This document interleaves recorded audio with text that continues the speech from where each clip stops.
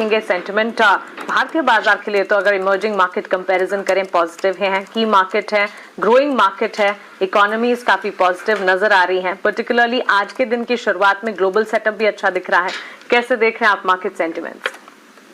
Morning Mansi, you are absolutely right. जितनी आपने बातें कही हैं related to the Indian economy vis-a-vis the emerging impact and the developed world as well, I think सारी statistics India के favour में उभर के आती है।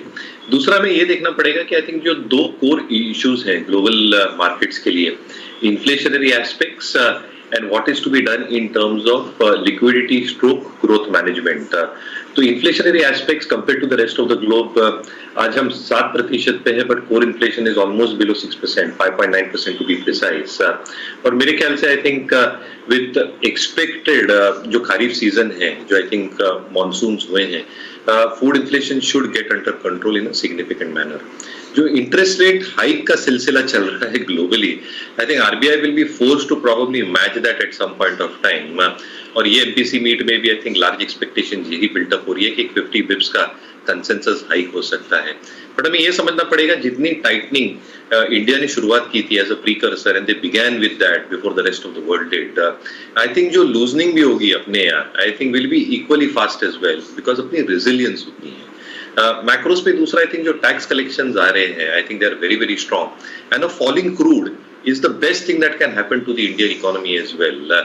इनपुट कॉस्ट जो कमोडिटीज के गिर रहे हैं, जो European market when we are interacting with our offices in Europe, हमारे जो लंदन काउंटर पार्ट्स है, और जो दिख भी रहा है आई थिंक जो शटडाउन्स हो रहे हैं प्रोडक्शन फैसिलिटीज के, जो एनर्जी क्राइसिस उभर के आ रही है यूरोपियन रीजन में, काफी सेक्टर्स को फायदा हो सकता है। तो एक तरफ ये कहना है कि एक्सपोर्ट शायद हिट हो सकती है, बट हमारे अनुमान से शायद थोड़ी अपॉर्चुनिटीज मिले एक्सपोर्ट ओरिएंटेड सेक्टर्स को, क्योंकि फैसिलिटीज ही बंद हो रही है। अगर माल ही नहीं बनेगा तो बिकेगा कहाँ से? तो they will have to probably import that.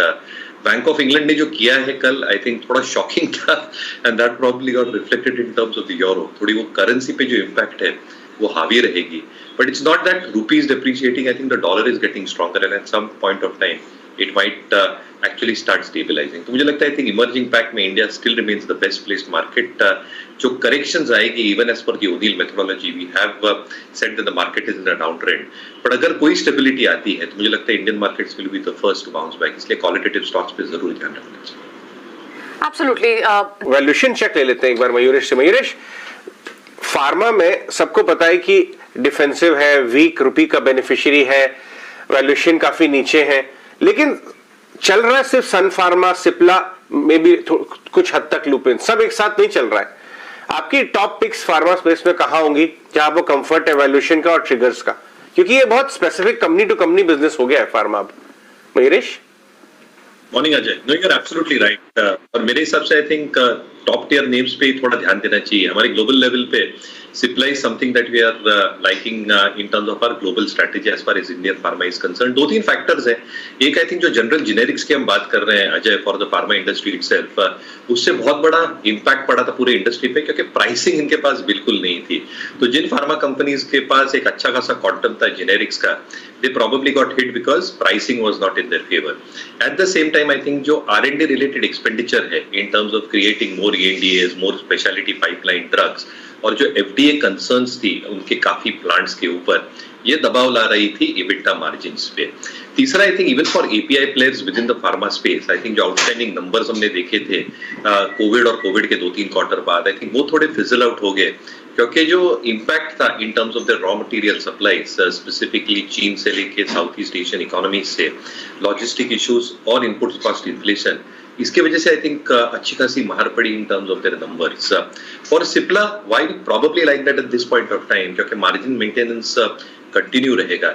जो इनका पेप्टाइड्स और इंजेक्टेबल बिजनेस है that is growing at a very very good pace and it's a good margin business as well. और तीसरा आई थिंक जो इनकी फैसिलिटीज है, आई थिंक जो ऑब्जर्वेशंस आए हैं they can be resolved very very easily. जो कॉम्प्लेक्स इनहेलर ड्रग्स हैं और जो टाइमलाइंस है इनकी लॉन्च की, एक next quarter of this financial year और उसके बाद, आई थिंक उसकी market size itself is huge both in European and US market. और फार्मा ऐसी चीज होती है अजय कि आई थिंक रिसेशन हो या ना हो, आई थिंक जो कंजम्पशन होता है फार्मा का to a certain extent FMCG products का एंड टेलीकॉम प्रोडक्ट्स और telecom as a service, I think that continues to a large extent. तो मुझे लगता है आई थिंक सिलेक्टिव रहना चाहिए. Cipla remains our top pick in our global sector. ठीक है, मयूरेश से बात कर लेते हैं. मयूरेश, ये अभी अजय ने ना दिल वाली बात छेड़ दी है, तो जरा दिल से बताइए एक ऐसा शेयर ना जो बड़ा अच्छा जो दिल के करीब हो, बहुत दिल के आपके बहुत करीब हो. आप लेना चाहते हो करेक्शन. पहले बात तो मैं अजय आपको कहना चाहता हूँ कि जब निफ्टी शो पे रहता है ना, तो आई थिंक आपका क्या पूरे पैनल का सुनने वालों का स्ट्रेस निकल जाता है और आप सब प्रियंका मान कहते हैं. तो आई थिंक फैबुलस पैनल. और अजय जैसे आप वर्कआउट करते हैं, आई थिंक जो आप हेल्थ फ्रीक हो, आई थिंक हेल्थ पे भी थोड़ा ध्यान देना चाहिए, थोड़ा फिटनेस के ऊपर. कमिंग टू वन स्टॉक जहां पे आई थिंक एक पिवट लेवल के पास है और जहां पे वॉलेटिलिटी में, जैसे मैं पहले कह रहा था कि एफएमसीजी क्षेत्र थोड़ा अच्छा करना चाहिए, because historically what we have seen over the last 2 decades, जब भी आई थिंक एक्सट्रीम वॉलेटिलिटी आती है तो एफएमसीजी सेक्टर उभर के आता है. तो एचयूएल बिल्कुल पिवट पे खड़ा है at the price that it is trading at this point of time. हमारे ग्लोबल लेवल पे लगता है कि शायद ये स्टॉक में मोमेंटम बरकरार रहेगा. 2-3 चीजें आई थिंक, एक कंजम्पशन पैटर्न्स बरकरार रहेंगे. Urban consumption has held out very very well at this point of time, और इवन रूरल कंजम्पशन में एक सडन ड्रॉप हमें दिखा नहीं मिला है. तो आई थिंक जो कैटेगरीज में एचयूएल ऑपरेट करता है, द काइंड ऑफ एक्सपेक्टेशन जो हम मान के रख सकते हैं, जो इनपुट कॉस्ट कम होंगी, तीसरे तिमाही के बाद के जो नतीजे आएंगे वो और भी ब्लॉकबस्टर हो सकते हैं इन टर्म्स ऑफ मार्जिन एक्सपेंशन. और जो एसकेयूज इन्होंने बनाई है रूरल इंडिया के लिए, थोड़ा कंजम्पशन स्लो डाउन जरूर देखने मिला है रूरल इंडिया में, but with the price points that they have in rural India, कहीं ना कहीं आई थिंक जो वॉल्यूम ग्रोथ है, even in a very volatile and a slowing economy, if it that does happen, I think that should continue compared to the rest, और cash flows बहुत strong रहेंगे. तो मुझे लगता है एक ही सेक्टर है जो अच्छा कर सकता है. HUL absolutely at the pivot as per the ODL methodology on our global scale at this point of time. पे क्या फैक्टर इन कर लिया मयूरेश? बैंक्स और फाइनेंस की आज की चाल को तो देख के लग रहा है कि बाजार ऑलरेडी इसे प्राइसिंग कर चुका है, कल आउटकम भी आएगा. क्या कहना है आपको? What is the market expecting आपके हिसाब से? नहीं, तो प्रियंका को लार्ज एक्सटेंट एक 50 पिप्स की हाइक एक्सपेक्ट की जा सकती है. 2 बजे इसलिए है क्योंकि जो 10 ईयर यील्ड्स के आप डिफरेंस देखेंगे यूएस और इंडियन मार्केट्स में, they have come to the lowest level at around 3.3-3.5%. तो अगर डिफरेंशियल मेंटेन करना है तो शायद आरबीआई को ये मूव लेना पड़ेगा, apart from that to control inflation as well. तो मुझे लगता है कि 50 बिप्स बाजार मान के चल रहा है. अगर 50 बिप्स मार्केट में आता है, I think markets will take it over and I think move ahead.